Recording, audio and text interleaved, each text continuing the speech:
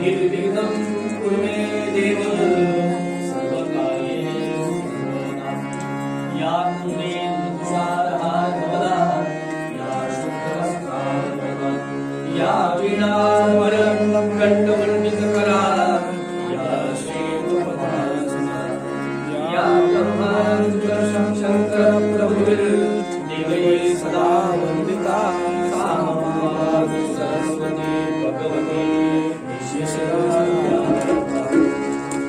मूकं करोति वाचालं पङ्गुं लम्बयते गिरिं यत्कृपात्तमहं वन्दे परमानन्दमाधवभूतोरक्षिगाविचारुकाये अनन्यासरक्षित देवी करुणाकरायां विकासात्माने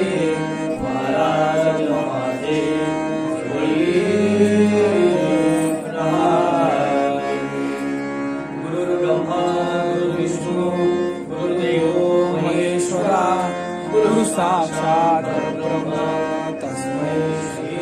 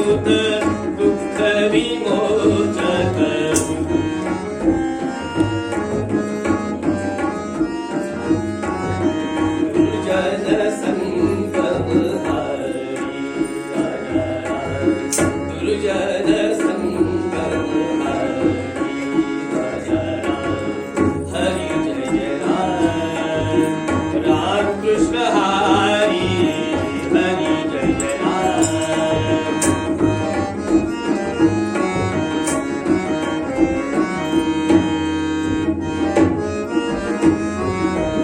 शरणागत दीना चरणी देई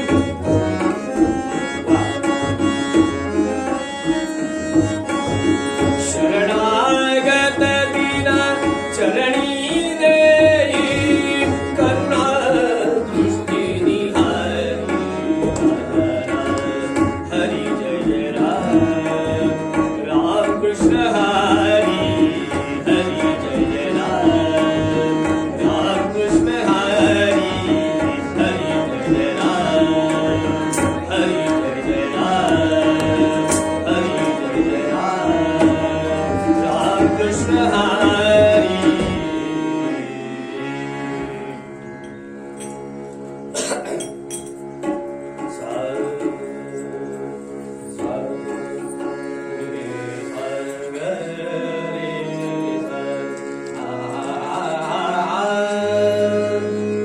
दया करी रामदास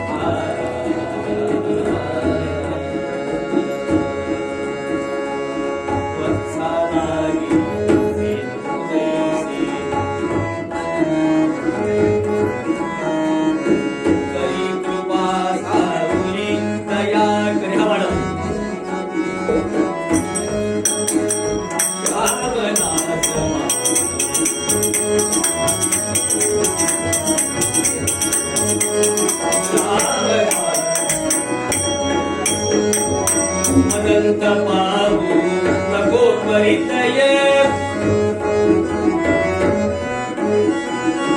अनंत पाहू नको परितये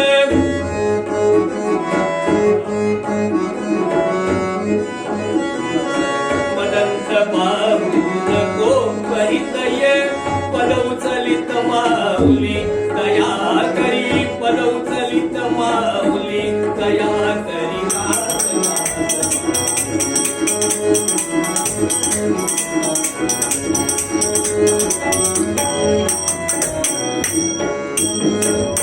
जय रामात्मज तनया वरी करी जय रामात्मज तनया वरी करी जय रामात्मज तनया वरी करी जय रामात्मज तनया वरी करी करी सुख कर सावली दया करी करी सुख कर सावली दया करी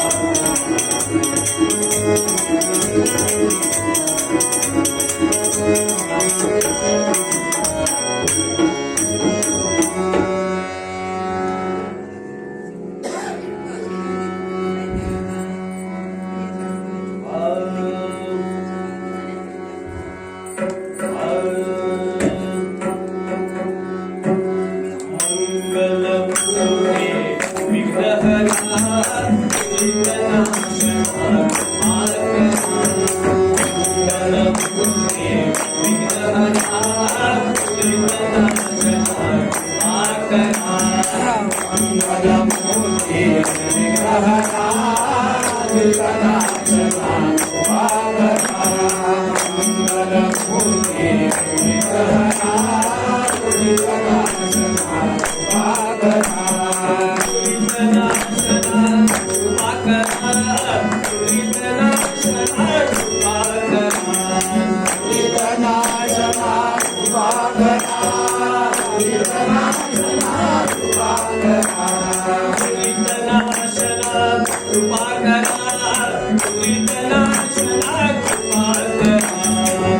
करा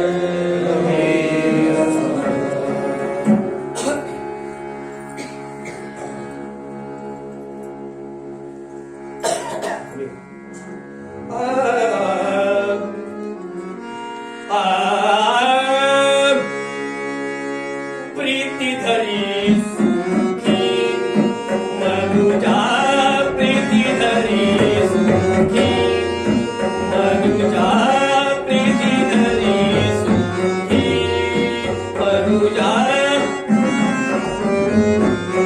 वेगळा नवीन असा अभंग आहे.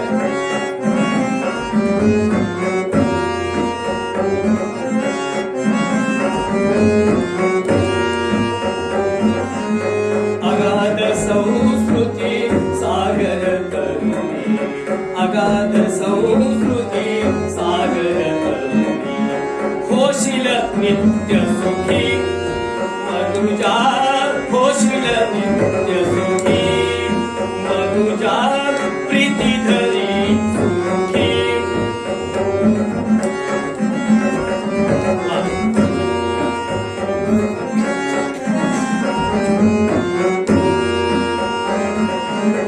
एकदंत लंबोदर ध्याता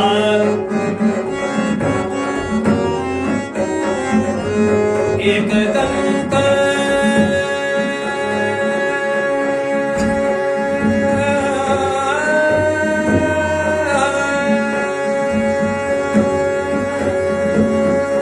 एकदंत लंबोदर ध्याता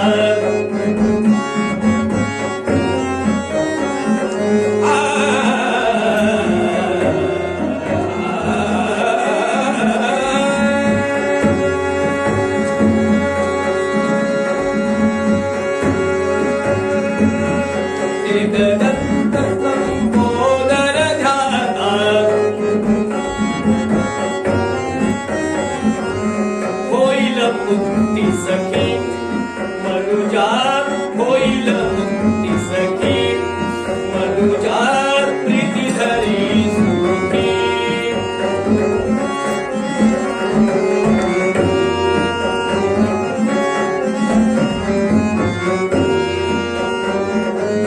निरंजनाचे हे चित्रंजन निरंजना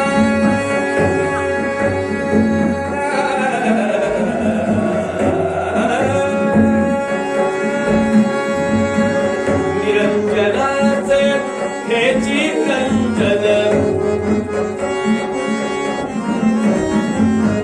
निरंजनाचे हे चिरंजन जैसे अन्नमुखी मनुजा जैसे अन्नमुखी मनुजा प्रीती धरी सुखी मनुजा प्रीती धरी सुखी मनुजा प्रीती धरी प्रीती धरी प्रीती धरी सुखी मनुजा.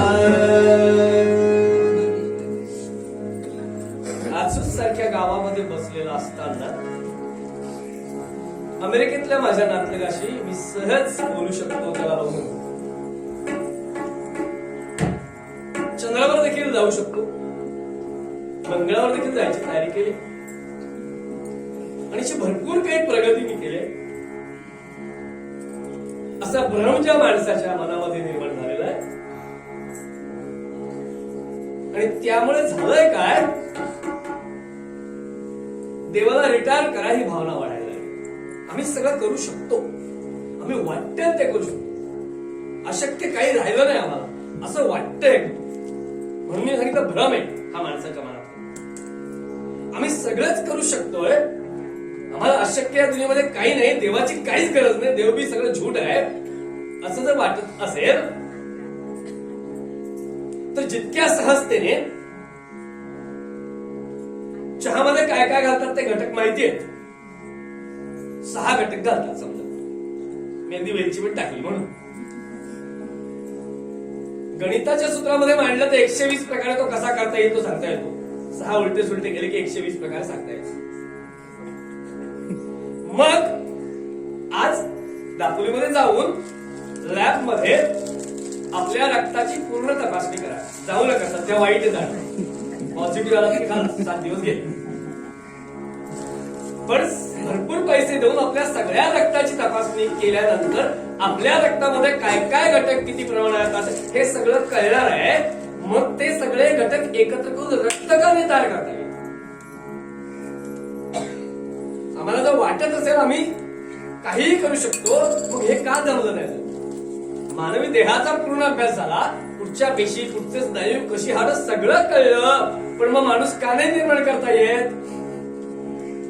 म्हणजे आम्हाला जो काही भ्रम आहे की नाही की आम्ही सगळं करू शकतो ते खोटं आहे. काही बाबतीत त्यांनी बुद्धी दिली म्हणून आमची प्रगती झाली, हेच खरं आहे. मग त्या सर्व साक्षी परमेश्वराला, सृष्टी निर्मात्याला शरण जाणं हाच त्यातला उपाय आहे. कारण हे सगळं त्यांनी निर्माण केलंय. हो, झाडावरचं पान देखील गळायचं असेल तर त्याची इच्छा लागते, आपल्या इच्छेने नाही होत. पण त्यांनी निर्मिती करताना किती विविधता पाळली आहे. 84 लक्ष योनी एवढी विविधता आहे. आता हे अभंग करताना माहिती नव्हतं का 84 लक्ष योनी आहे, माहिती होतं. पण या 84 लक्ष योनी मधल्या फक्त एका योनीला म्हणजे माणसाला त्याने उपदेश केला. प्रीती धरी सुमुखी मनुजा, मनुजा म्हणजे माणसा. मग माणसालाच का उपदेश केला. तर ब्रह्मदेवाने सगळ्यांची निर्मिती केल्यानंतर सगळे निघून गेले. ज्यांनी निर्मिती केली त्याच्याकडे मागे सध्या वळून सुद्धा बघितलं नाही. 84 योनीबद्दल बोलतोय. म्हणून मग ब्रह्मदेवाने मनुष्याची निर्मिती केली आणि मनुष्य प्राणी हा चिकित्सक. मला कोणी निर्माण केलं नाही, लगेच ब्रह्मदेवांकडे वळून बघितलं. आणि म्हणून ब्रह्मदेवाने माणसाला बुद्धी पण दिली लक्षात. आणि बुद्धी दिल्यामुळे ब्रह्मदेवाला असं लक्षात आलंय की याला सांगून समजेल. म्हणून 84 लक्ष योनीतल्या फक्त एका योनीलाच अभंग करण्याचा उपदेश केला. तिथे मनुष्य शब्द का वापरलाय तर यांनाच सांगून समजेल असं अभंग करताना वाटतंय.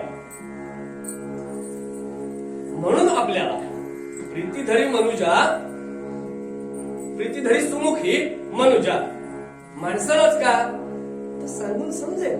आता कधी कधी आपल्या तोंडून येतात कधी कधी शब्द, किती सांगायला काही कळायचं नाही, पण ते तेवढ्या पुरतं असतं, खांचं नसतं. म्हणून अभंगकर्त्यांनी उपदेश करायला फक्त माणसाचाच उपयोग केला. दुसऱ्या कुठच्याही प्राण्याला उपदेश करून चालत नाही. काल इथे कीर्तन सुरू असताना एक मांजर येऊन गेलं. नुकताच मला वाटतं परशुरामला दुसऱ्या कीर्तनाला कीर्तन होईपर्यंत एक कुत्रा शेवटपर्यंत थांबला होता. देवळातच बसून होता. मी म्हटलं असू त्याला हाकून नका. पण ते तात्कालिक गोष्ट, त्याच्यामध्ये काही खर्च हे नाही. त्यांना काही त्याच्याशी बनलं नाही. इथे कीर्तन चाललंय का काय चाललंय, त्यांना सगळं सारखं आहे. पण मनुष्य प्राण्याला सांगून समजतं. म्हणून अभंगकर्त्यांनी मनुष्य प्राण्याला सांगितलं प्रीतीधरी सुमुखी मनुजा. माणसाला का सांगितले पण कापड आलं. सांगताना पहिलाच शब्द कुठचा वापरला तो प्रीती. सगळ्यांचा आवडता शब्द आहे प्रीती हा. फक्त फरक एवढाच होतोय, त्यांच्या मनातली प्रीती आणि आमच्या मनातली प्रीती याच्यामध्ये फरक आहे. प्रीती या शब्द मुळात गुदगुदल्या निर्माण करणार आहे, गोड संवेदना निर्माण करणार आहे. पण ती प्रीती कुठची जी आम्ही संवादामध्ये बघतो ती नारी मद, अग नारी मद, नारी मद, वा नारी मद बहु असती परिप्रीती सुमरती. नारी मद बहु असती परिप्रीती सुमरती.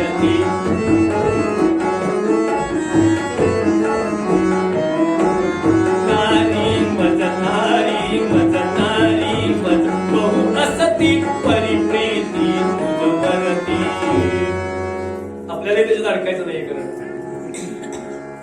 किती बरं वाटलं तरी, कारण ती प्रीती अभंगकर्त्याच्या मनात नाहीये. कारण ती प्रीती विषयाशी संबंधित आहे आणि आपल्याला अभंगकर्त्यांना विषयातीत असणाऱ्या भगवंताची प्रीती करा असं सांगायचं. किती फरक आहे बघा. फक्त एका प्रतिशब्दावरून आम्ही लगेच तिकडे जातो, कारण आमचं अनुसंधान तिथे जोडलेलं असतं जास्तीत जास्त काळ. म्हणूनच अभंगकर्त्यांना सांगायचंय, तिकडे तात्पुरतं जोडता ठीक आहे, त्या वेळेपुरतं ठीक आहे, पण कायमचं अनुसंधान जोडायचं असेल तर प्रीती धरी, पण कुठे? सुमुखी. आणि त्यांच्या मनामध्ये सुमुखी हा शब्द वापरताना मंगलमूर्तींचंच ध्यान होतं. आणि अशा ध्यानाची जर तुम्ही प्रीती धरलीत तर पुढचं सगळं नक्की चांगलं होईल, याची ग्वाही अभंगामध्ये अभंगकर्त्याने दिली. आता अभंगकर्ते कोण आहेत ते आधी बघूया आणि मग अभंगाकडे बघूया. होतंय का? मला ते घड्याळ दिसत नाही, फक्त असू दे, माझं ते बरोबर आहे असं समजून जातो. 11:30 वाजून 2 मिनिटं झाली माझ्या घड्याळ. ओके. अभंगकर्ते कोण आहेत तर थोर असे गणेश भक्त असणारे निरंजन दास स्वामी. पहिल्यांदाच अभंग इथे करतो मी यांचा, म्हणून थोडीशी माहिती सांगतो आणि पुढे जातो. थोर असे गणेश भक्त होते आणि शेवटी फार मोठं चरित्र आहे यांचं, खूप महान व्यक्तिमत्व आहे. पण शेवटी हे कराडला प्रीती संगमाच्या इथे होते आणि गणेश भक्त असल्यामुळे रोज गणेशाची पूजा केल्याशिवाय कधीही अन्नाचा कण ग्रहण केला नाही असे असणारे गणेश भक्त निरंजनदास स्वामी. पण काही कुटील लोक असतातच प्रत्येक ठिकाणी. एक दिवस तिथल्या काही लोकांनी ज्या गणेश मूर्तीचं रोज ते ध्यान करायचे, तिला हातामध्ये घेऊन ती मूर्ती त्या प्रीतसंगामध्ये टाकून दिली. पण यांचा निश्चय होता की तुझं दर्शन झाल्याशिवाय अन्न ग्रहण करणार नाही. यांनी सांगितलं, मंगलमूर्ती, तुझं दर्शन करून रोज अन्न ग्रहण करायचा माझा नियम आहे, मग तुझं दर्शन नसेल तर अन्न ग्रहण पण नाही करायचं. काय ताकद होती लक्षात घ्या. आणि तसेच बसले, अनुष्ठान मांडलं, गणपतीचा जप चालू आहे मुखानी, मनातून पण चालू आहे. एक नव्हे सज्जनो, 21 दिवस गेले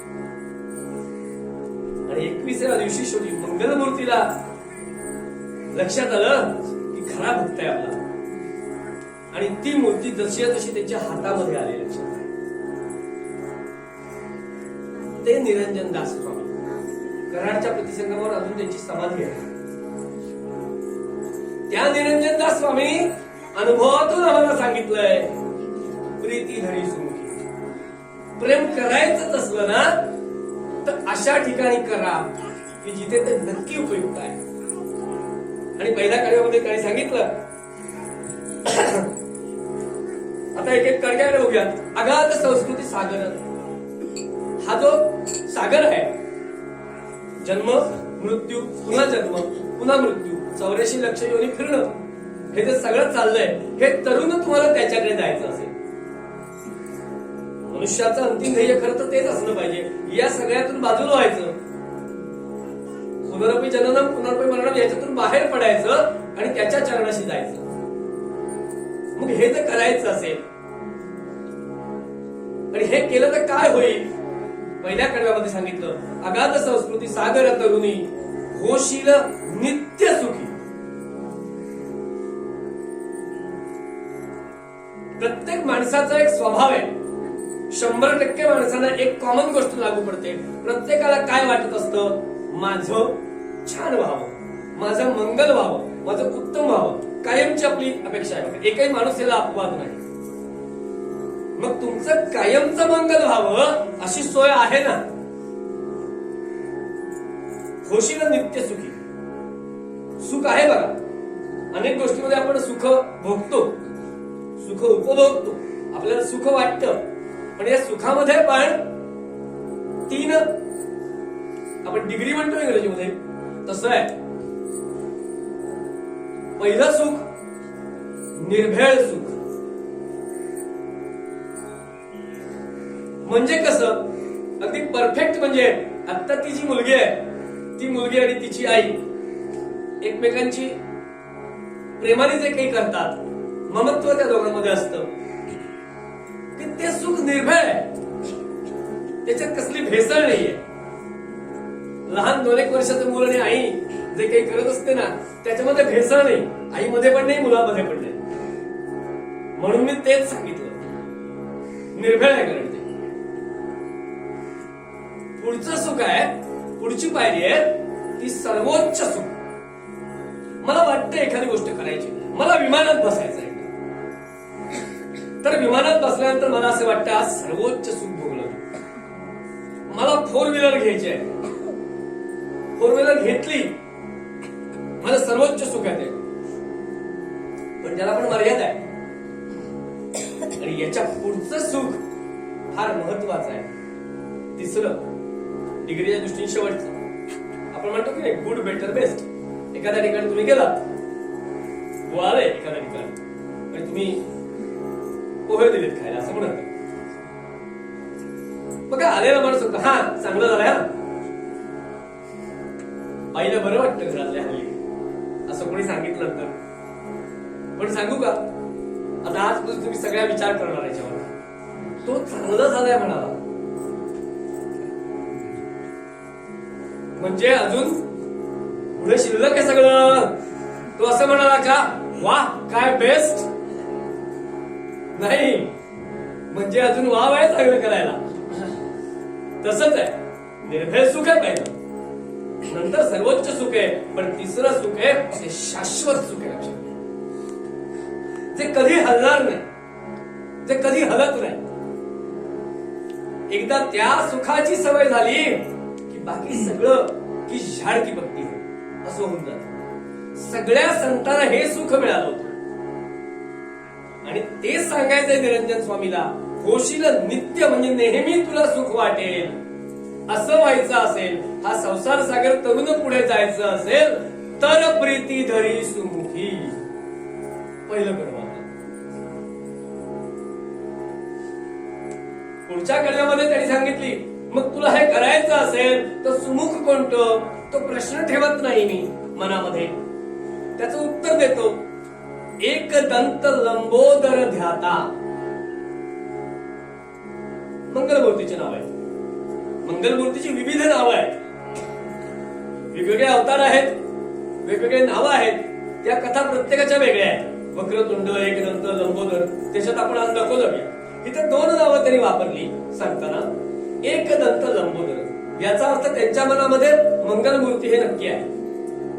आणि पुढे काय सांगितलं, एकदंत लंबोदर ध्याता. ध्याता म्हणजे ध्यान करता. आता ध्यान म्हणजे काय, आपण एखाद्याला म्हणतो काय ध्यान दिसतंय, बरोबर की नाही, ते ध्यान नव्हे. ध्यान म्हणजे काय हवं, शब्द स्पर्श रूप रसगंध, हे जे 5 रस आहेत की जे आपल्याला आवडतात. शब्द स्पर्श रूप रसगंध हे 5 रस ज्या 5 मिळतात. कुणामुळे मिळतात, कान, नाक, जीभ, डोळे आणि त्वचा. आपण त्याला पंच ज्ञानेंद्रिय म्हणतो की या 5 प्रकारच्या रसांचं आपल्याला ज्याच्यामुळे ज्ञान होतं. या 5 रसांचं ज्ञान ज्या पंचेंद्रियांमुळे होतं, ती सगळी एकाग्र करायची. कठीण गोष्ट आहे, लक्षात घ्या. आणि एकाग्र झाल्यानंतर ते मंगलमूर्तीच्या चरणाशी तो जाणवायला लागेपर्यंत ठेवायचं. कठीण गोष्ट आहे, त्याला ध्यान असं म्हणतात. पंचरस, पंच ज्ञानेंद्रिय एकत्र करायची आणि ज्याचं ध्यान करतोय म्हणजे मंगलमूर्तीचं ध्यान करत असेल तर मंगलमूर्ती शाश्वतपणे समोर येईपर्यंत त्याच अवस्थेत राहणं, याला ध्यान असं म्हणतात. मग हे ध्यान लागायला आधी मनाची ती स्थिती असली पाहिजे. मनामध्ये काही असता कामा नाही.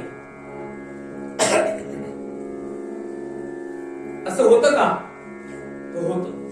त्याच्यासाठी आधी पहिली एक गोष्ट आपल्याला करावी लागते, ते म्हणजे आपलं मन आहे की नाही, या मनातला सगळा कचरा आपण डस्टबिन साफ करतो ना रोज, तसं मनातला कचरा बाजूला करायला लागतो. एक प्रयोग करूया. तुमची तयारी असेल आणि मंगलमूर्तीने इच्छा दिली म्हणून करूया. आधी इथे केलाय का मला आठवत नाही. मला वाटते परशुरामला केलाय. नाही तर काय सांगतो ते सगळ्यांना नाही का, प्रत्येकाची आज परीक्षा मंगलमूर्तीच्या साक्षीने मी पाहणार आहे.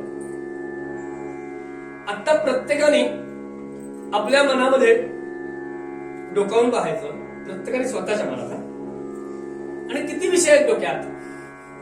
मग असं लक्षात येईल की जरी आपण कीर्तनाला बसलेलो असलो तरी आपल्या मनामध्ये कुणाच्या 2, कुणाच्या 4, कुणाच्या 5, कुणाच्या 10 वेगवेगळे विषय आहेत.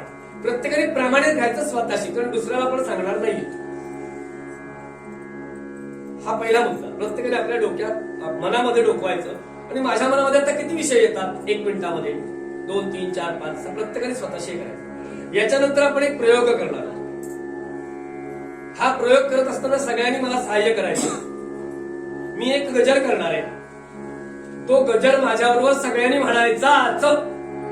वैखरी वाणीने म्हणायचा, म्हणजे मोठ्याने, मनातल्या मनात नाही. ते म्हणतात मला काय करायचं नाही, मोठ्याने म्हणायचा. आणि तो म्हणत असताना सगळ्यांनी टाळ्या वाजवायच्या. अशा पद्धतीने त्या गजराची गती मी थोडी थोडी वाढवत नेणार आहे, आणि शेवटच्या क्षणी मंगलमूर्ती मोरया असा गजर करणार आहे. मी मुद्दाम सांगून ठेवतो मी काय करणार. ज्या क्षणी मी मंगलमूर्ती मोरया गजर करेन, त्या दिवशी ज्या क्षणाला सगळं थांबले असेल, त्या क्षणी पुन्हा आपल्या मनामध्ये जायचं, आणि त्या क्षणाला मनामध्ये एक तरी विचार आहे का ज्याची साक्ष स्वतःला द्यायची. बोला नको आणि गणपतीला नको. लक्षात आलं? ध्यान लागायच्या आधी मनामध्ये बाकीचा कचरा आहे तो टाकायला पाहिजे ना हो.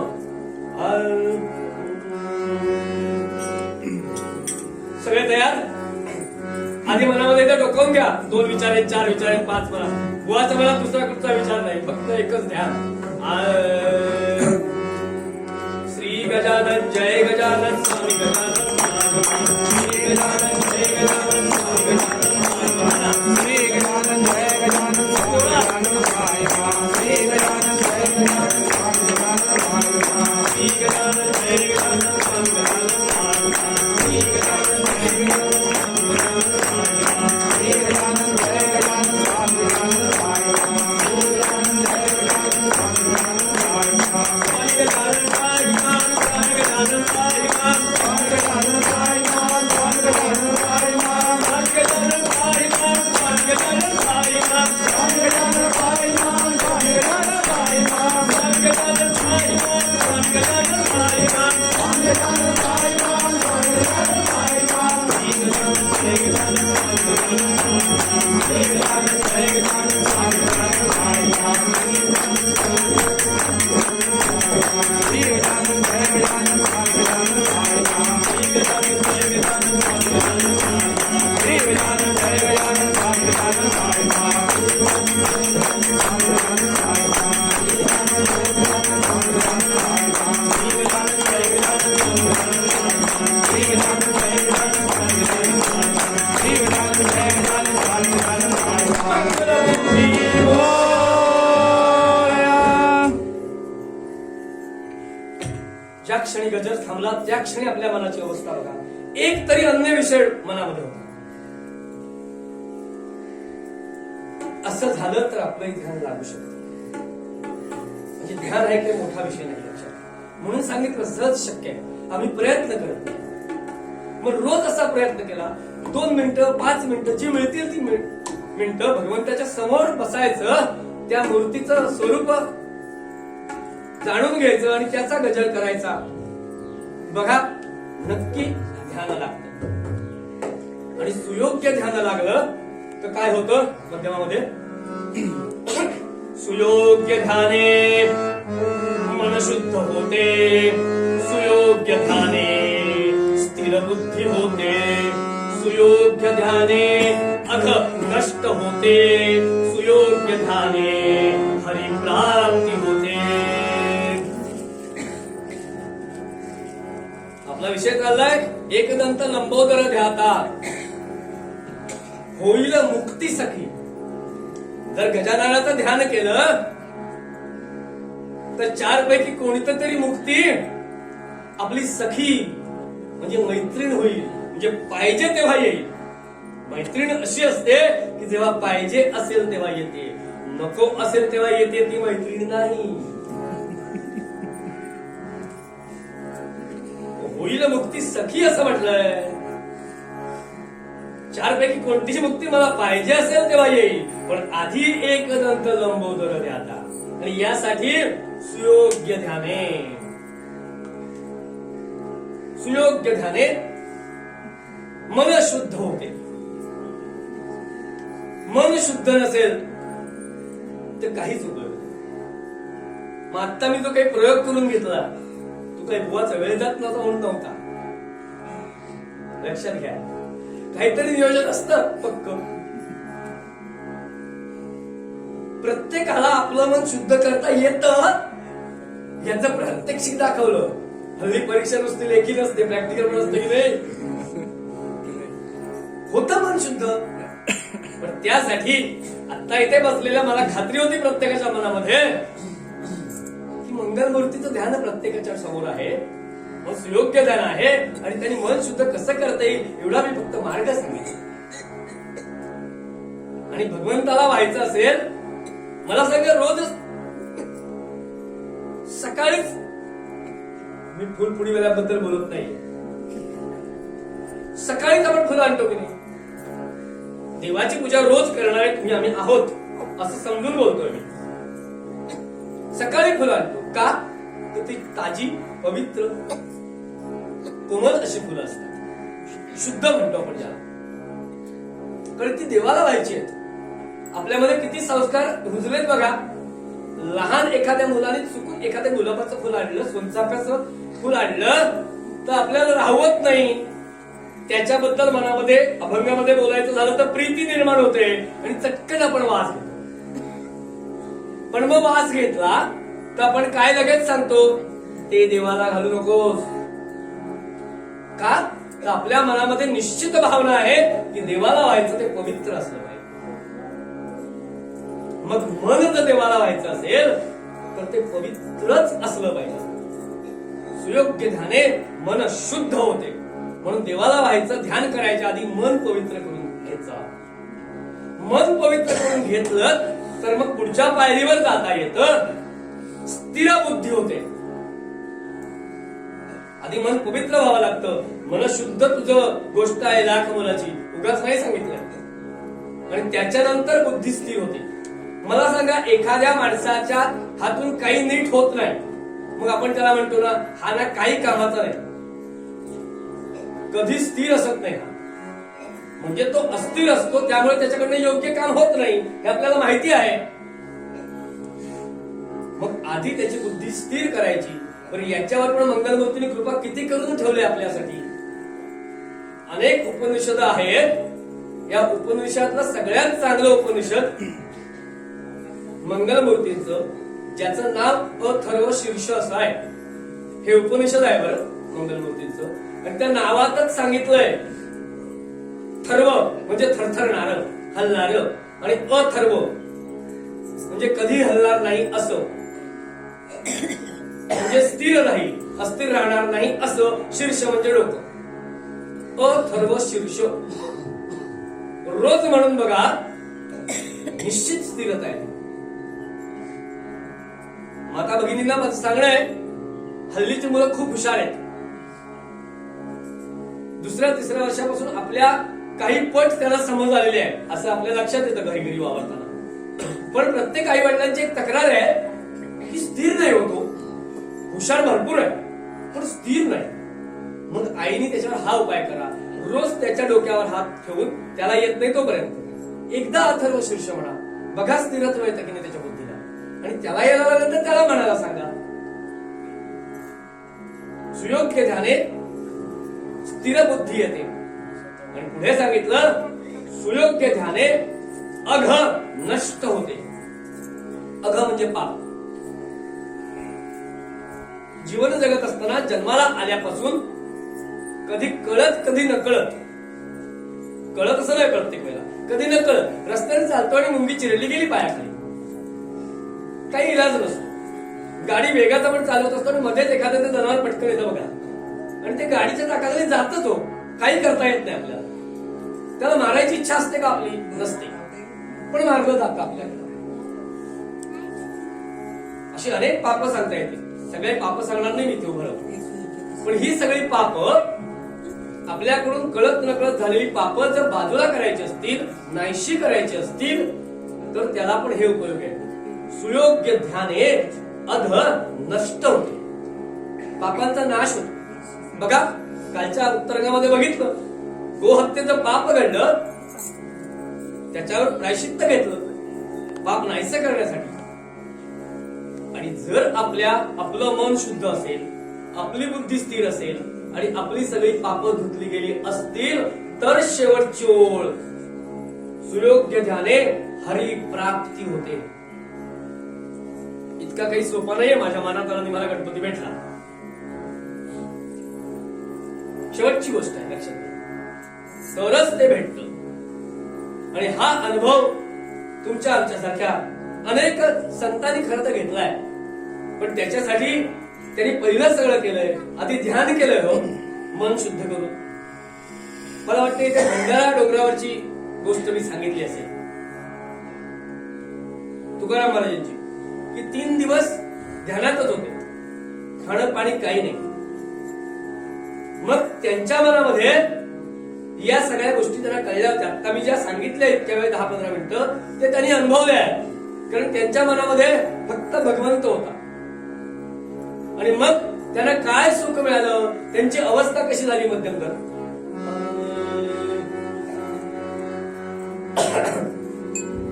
ध्यान लागल्यानंतर, या सगळ्या पायऱ्या पार केल्यानंतर आपल्या मनाची काय अवस्था होती. एक दंत लंबोदर ध्याता होईल मुक्ती सखी. महाराजांना कोणतीही मुक्ती कधी येणार होती का, तर गोविंद गोविंद गोविंद गोविंद गोविंद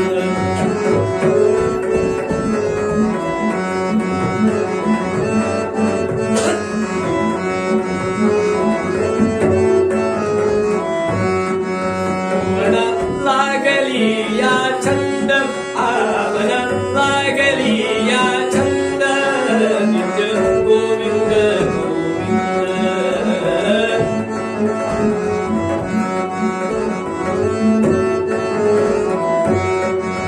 मग गोविंद ते काया. देह विसरून गेला तर महाराज, म्हणून खाणं पाणी लागलं नाही 3 दिवसात. मग गोविंद ते काया, भेद नाही देवात या, भेद नाही देवात या, गोविंद गोविंद. मग कायाची अवस्था झाली की पुढची मनाची अवस्था आहे. लागली या छंद,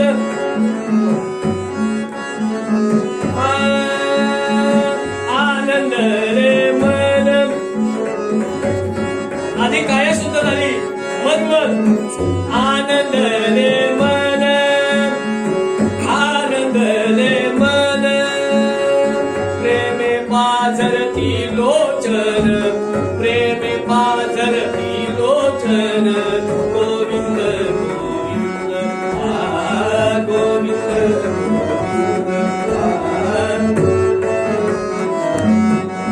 मन लागली या छंद, मन लागली या छंद,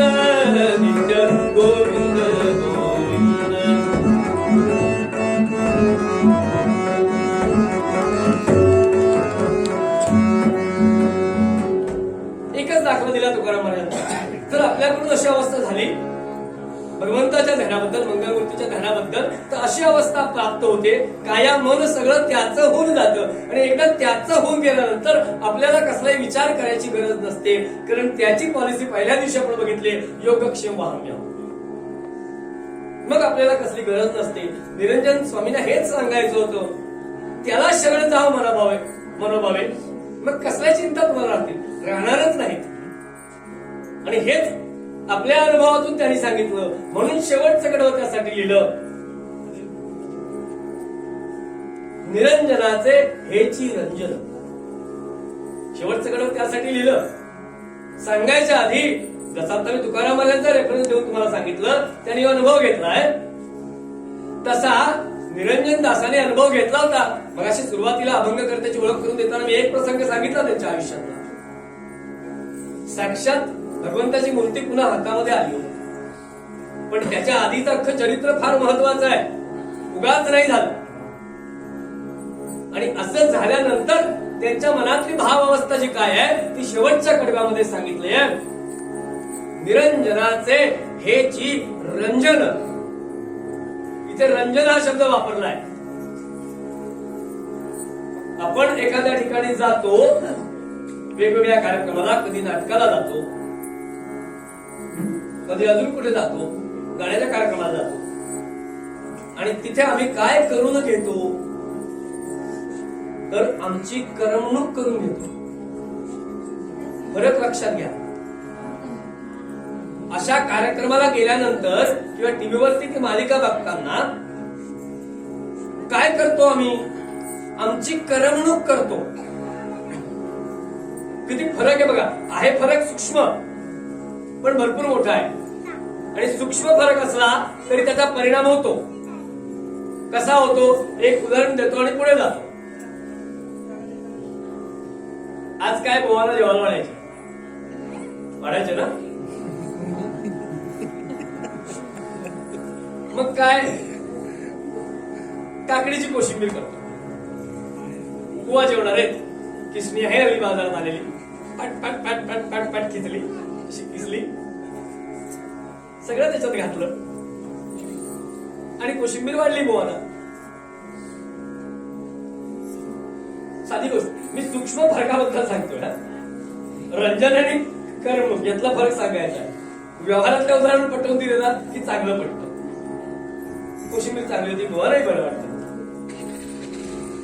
कदाचित बुवा म्हणाले सुद्धा, वा बेस्ट, चांगली नाही बेस्ट म्हणालोय मी. आणि 4 दिवसानंतर, वर्षभरानंतर कोरोनाच्या काळामुळे न आलेली लेक तिच्या जावया सकट, आपल्या जावया सकट, तिच्या नवऱ्या सकट घरी येणार आहे. मग त्या दिवशी पण आईने कोशिंबीर करायची ठरवली हो. पण त्या दिवशी आईने काय केलं, ती काकडी किसली, धुळीवर चोचवली त्याला म्हणतात. किसली नाही, मग अशी किसली होती, चोचवली आणि कोशिंबीर केली. किती सूक्ष्म आहे, पण फरक आहे की नाही, लक्षात घ्या. आम्ही नाटकाला जातो, आम्ही सिरियल बघतो, आम्ही अनेक कार्यक्रमाला जातो, तिथे आम्ही काय करून घेतो, आमची करमणूक करून घेतो. ही जागा करमणूक करायची नाही. नक्कीच. आणि ह्याचं भान तुमच्या आधी बुवाने ठेवायचं. अमुक ठिकाणी कीर्तनाला गेलो होतो, हसून हसून पूर्ण वाट, मस्त आहे बुवा, फुले मारायची त्याच्यावर. असं होत असेल तर ही जागा नाहीये त्याची. तुम्हाला हसवण्यासाठी कमी आलोय. एका गावात तुम्हाला बोलावलं होतं कीर्तनाला, पहिला फोन आला, मी येस म्हटलं, सगळं झालं, आमचं ठरलं, बिदागी सांगितली नव्हती. नंतर 4 दिवशी परत फोन आला, बुवा ते काय माहितीये का, आमच्याकडच्या लोकांना ना कीर्तनाला पूर्ण वेळ बसायची सवय नाहीये. त्याला काय बुवा जबाबदार आहे का. मग तुम्ही काय करा, तुम्ही जरा विनोद सांगा, भरपूर हसवून सोडा सगळ्याला. मी लगेच त्या माणसाला फोन करून सांगितलं, पहिला फोन आला तेव्हा मी तुम्हाला बिदागी सांगितली नव्हती. आज तुम्ही दुसरा मला फोन केला आणि तुम्ही सांगता, त्याच्यावर माझ्याकडे उपाय आहे. कारण सगळ्या कला फिरलो मी, पण तुमच्या सगळ्या लोकांना 2 तास हसवून सोडण्याची ग्वाही देतो. मोजून 10,000 रुपये घेईन. आता तुम्ही ठरवा, तुम्हाला करमणुकीचा कार्यक्रम हवा आहे का कीर्तन हवाय? मग मी कीर्तन नाही करणार, मी करमणुकीचा कार्यक्रम तेही येतो मला, पण मग 10,000 रुपये. आपला विषय निरंजनाचे हेची रंजन इथून चाललाय. हा कार्यक्रम नाहीये. आज काय बरं वाटलं, आज काय नाही वाटलं, कसंही वाटलं ना तुम्हाला, हे रंजनाचं स्थान आहे. आणि रंजन कसलं करता? मनाचं. म्हणून त्याला मनोरंजन असा शब्द आहे. मनाचं रंजन होईल. आणि कीर्तन म्हणजे काय सांगू श्रोत्यांसाठी? आहे माझं घड्याळ लक्ष 12:40 ना. बायकांसाठी खास करून अध्यात्माच्या दृष्टीमध्ये सगळेच खरं तर आपापल्या परीने काहीतरी करत असतात. आपापल्या घरी आपल्या कृतीप्रमाणे प्रत्येक जण भगवंताची सेवा, भक्ती, अध्यात्म सगळं चालू असतं. परमार्थ सगळ्यांचा चालू असतो. पण मग अशा कीर्तनाला आणि प्रवचनाला आल्यानंतर काय केलं जातं मनातलं ते मी सांगतो. व्यवहारातलं उदाहरण देऊन सांगतो म्हणजे लगेच पटेल. प्रत्येकाच्या घरामध्ये रोजची वापरायची जी भांडी असतात, बायकांसाठी खास विशेषतः, त्याच्यापेक्षा कपाटामध्ये आणि वेगवेगळ्या ट्रंकेमध्ये आणि वेगवेगळ्या ठिकाणी ठेवलेली भरपूर भांडी असतात. प्रत्येकाच्या घरात असतात. पण वर्षातून 1-2दा ती बाई काय करते? गरज नसताना सुद्धा ती सगळी भांडी काढली जातात, ती धुतली जातात, पुसली जातात, त्याच्यावर एकदा हात फिरवला जातो आणि पुन्हा जागच्या जागी ठेवली जातात. सोपा दृष्टांत सांगितलं. हे करते प्रत्येक बाई. मग कीर्तन प्रवचन हे मनातली भांडी चाचपून पाहण्याचं गोष्ट आहे. अध्यात्म विषयाला आपल्या मनामध्ये जो काही भक्तिभाव आहे, परमार्थ आहे, अध्यात्म आहे, त्याची भांडी एकदा पुसणं, हात फिरवणं हा विषय इथे. आणि त्यामुळे त्याच्यातून मनाचं रंजन झालं पाहिजे. निरंजनाचे हेची रंजन इथे आपण आहोत. हे सगळं केल्यानंतर अभंग करताना काय मिळालं? मंगलमूर्तीची सेवा केल्यानंतर, त्याचं ध्यान केल्यानंतर झालं काय ते शेवटी सांगितलंय, अनुभव म्हणून सांगितलंय. माझ्या मनाचं रंजन झालं. आणि बघा कीर्तनामध्ये गाणं वापरतात. अध्यात्मामध्ये जवळ जाताना संगीत हे सगळ्यात जवळचं आहे. का जवळचं आहे संगीत सगळ्यात? त्याच्यामध्ये सारे ग म प ध नि सा असे 7 स्वर आहेत. त्याच्यातच सांगून ठेवलेलं आहे, सारे गम का परमेश्वर धनी है. संगीत का गोड वाटतं? सारे गम का परमेश्वर प चल अचल आहे संगीतातला, बरोबर ना? सारे गम का परमेश्वर धनी है, म्हणून संगीत कीर्तनाला जोडलंय. लक्षात घ्या. आणि अशा संगीतामुळे मनाचं रंजन होतं, जे निरंजन दासांच्या झालं. निरंजनाचे हेची रंजन. आणि ते त्यांना कसं वाटलं हे अगदी शेवटच्या ओळीमध्ये सांगितलंय, जैसे अन्नमुखी. बघा, एका ठराविक वेळेनंतर आपल्याला भूक लागते. मनुष्य स्वभाव आहे, शरीराची गरज सुद्धा आहे. म्हणून एका ठराविक वेळेनंतर तुम्ही आम्ही जेवायला जेवतो, त्यावेळेला ते अन्न आमच्या मुखामध्ये जावं असं आम्हाला वाटतं थोड्या थोड्या वेळानंतर. मग जेव्हा मंगलमूर्तीचं ध्यान केलं निरंजनदास स्वामींनी, त्याच्यानंतर त्याला जो अनुभव आला तो असाच आहे, निरंजनाचे हे चिरंजन. थोड्या वेळात कसं आपल्याला आवडेल ते अंदाज आपल्याला येत. म्हणजे ते हल्ली आलंय, अलेक्सा लाईट बंद कर, अलेक्सा पंखा लाव, अलेक्सा लाडू आणून दे. मनातून आल्यानंतर ते यायला लागलं. जैसे अन्नमुखी, मला पाहिजे तो पदार्थ माझ्या समोर होतो, त्यावेळी माझ्या मनाचं कसं रंजन होईल? जर असं झालं तर फार मोठ्या हॉटेलमध्ये गेल्यानंतर होतं, सांगू ते मिळतं. फक्त विषय एकच आहे, नंतर बिल मिळतं. मग तसं निरंजनदास स्वामींचं झालं, मनाचं रंजन झालं. का झालं?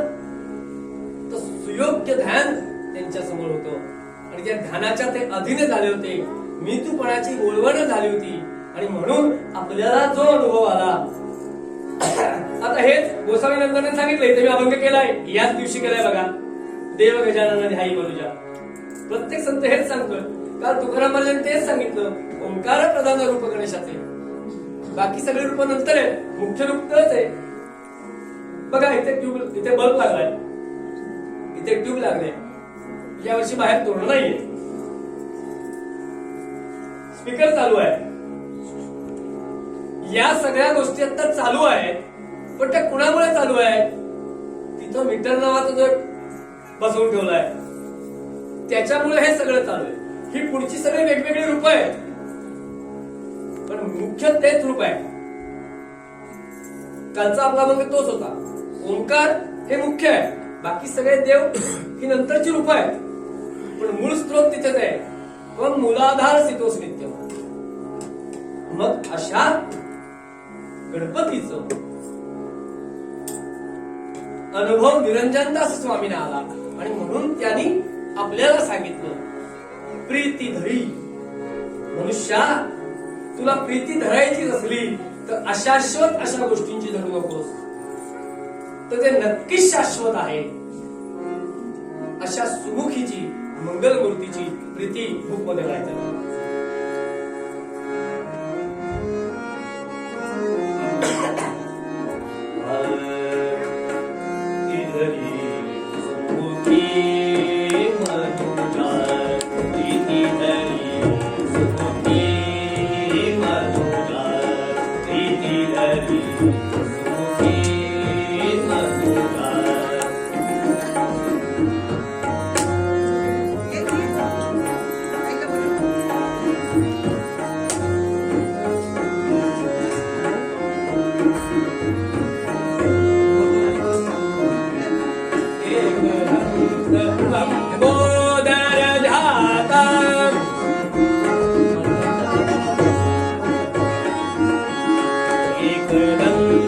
लंबोदर